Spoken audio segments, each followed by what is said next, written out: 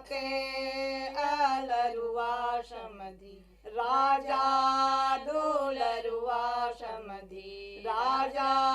चिकनिया जेव भाते परुसत दारी केड़िया बिछाली गएड़िया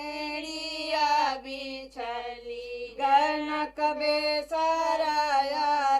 जयो के पागाया लरुआ समधि राजा दुलरुआ समधि राजा चिकनिया जेव भाते परुसत दारी केड़िया बिछली गएड़िया बिछली गनक बेसर अर जयो के पागा लरुआ समधि राजा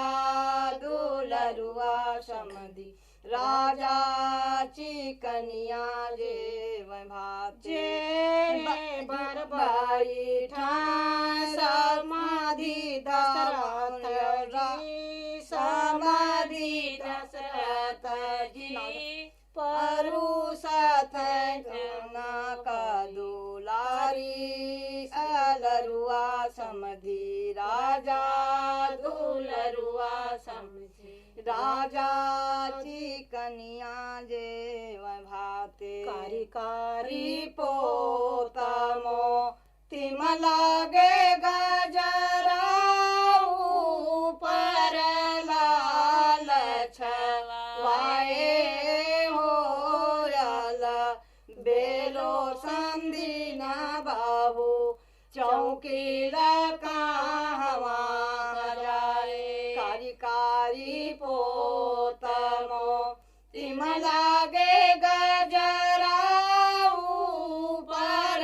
लाल छवाए